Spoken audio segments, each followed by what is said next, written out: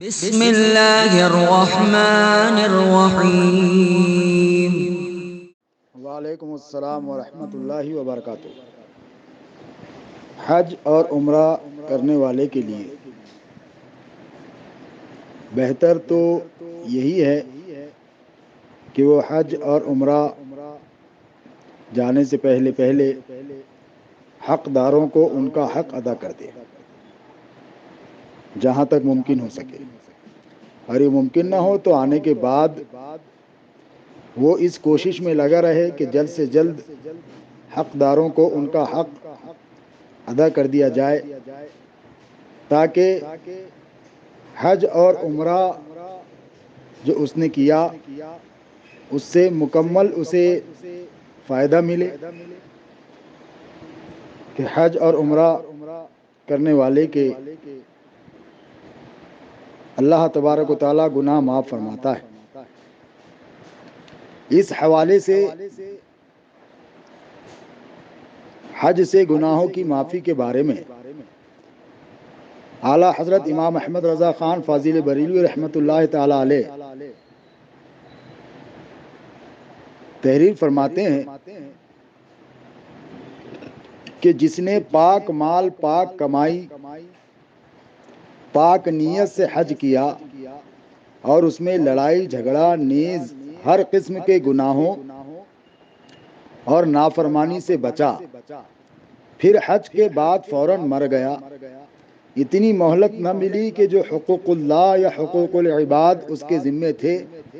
انہیں ادا کرتا یا ادا کرنے کی فکر کرتا، تو حج قبول ہونے کی صورت میں امید قوی ہے کہ اللہ تعالیٰ اپنے تمام حقوق کو معاف کر دے اور حقوق العباد کو اپنے ذمہ کرم پر لے کر حق والوں کو قیامت کے دن راضی کرے اور خصومت سے نجات بخشے۔ اور اگر حج کے بعد زندہ رہا اور حتی الامکان حقوق کا تدارک کر لیا، یعنی سالہائے گزشتہ کی زکوٰۃ جو اس کے ذمے تھی ادا کر دی، چھوٹی ہوئی نماز اور روزے کی قضا کی، جس کا حق مار لیا تھا اس کو یاد آنے کے بعد اس کے وارثین کو دے دیا، جسے تکلیف پہنچائی تھی معاف کرا لیا، جو صاحب حق نہ رہا اس کی طرف سے صدقہ کر دیا، اگر حقوق اللہ اور حقوق العباد میں سے کسی سے ادا کرتے کرتے کچھ رہ گیا تو موت کے وقت اپنے مال میں سے ان کی ادائیگی کی وصیت کر گیا۔ خلاصہ یہ کہ حقوق اللہ اور حقوق العباد سے چھٹکارے کی ہر ممکن کوشش کی تو اس کے لیے بخشش کی اور زیادہ امید ہے۔ ہاں اگر حج کے بعد قدرت ہونے کے باوجود ان امور سے غفلت برتی، انہیں ادا نہ کیا، تو یہ سب گناہ از سر نو اس کے ذمے ہوں گے، اس لیے کہ حقوق اللہ اور حقوق العباد تو باقی ہی تھے، ان کی ادائیگی میں تاخیر کرنا پھر تازہ گناہ ہوا، جس کے ازالے کے لیے وہ حج کافی نہ ہوگا۔ اس لیے کہ حج گزرے ہوئے گناہوں یعنی وقت پر نماز، روزہ وغیرہ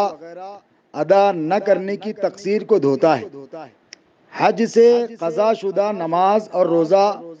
ہرگز نہیں معاف ہوتے اور نہ آئندہ کے لیے پروانہ آزادی ملتا ہے۔ فتویٰ فیض الرسول جلد اول صفحہ نمبر 545 پر حضور فقیہ ملت نے امام اہل سنت کی یہ تحریر پیش فرمائی ہے۔ تو لہذا ان بھائیوں کو چاہیے کہ وہ جلد سے جلد بہنوں کا جو حصہ بنتا ہے انہیں ادا کرے، ورنہ جو حج اور عمرہ انہوں نے کیا تو اس حج اور عمرے سے انہیں جو مکمل فائدہ ملنا چاہیے وہ مکمل فائدہ انہیں نہیں ملے گا، اور انہیں چاہیے کہ جلد سے جلد بہنوں کا حق ادا کر دے، تاکہ اللہ عز و جل اور اس کے پیارے رسول صلی اللہ تعالی علیہ وسلم کی بارگاہ میں شرمندہ نہ ہونا پڑے۔ اللہ تبارک و تعالی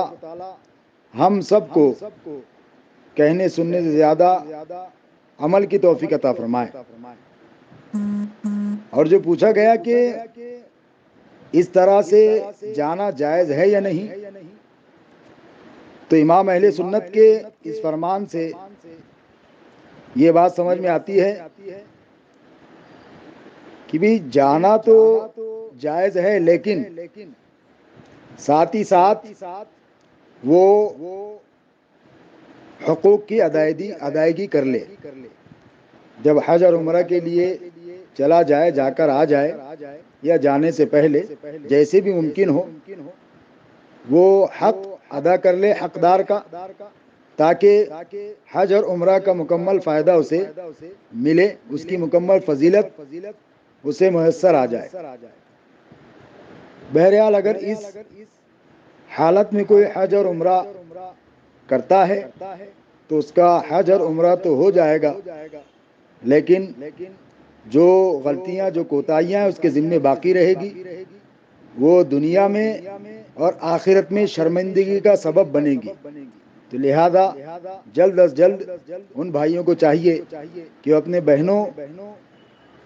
کے حق کو ادا کرے، ان کا حصہ جو بنتا ہے انہیں جلد سے جلد دے دے۔ اللہ تبارک و تعالی ہم سب کو ایک دوسرے کے حقوق ادا کرنے کی توفیق رفیق عطا فرمائے۔ اللہ عز و جل اور اس کے پیارے رسول صلی اللہ تعالی علیہ وسلم بہتر جاننے والے ہیں۔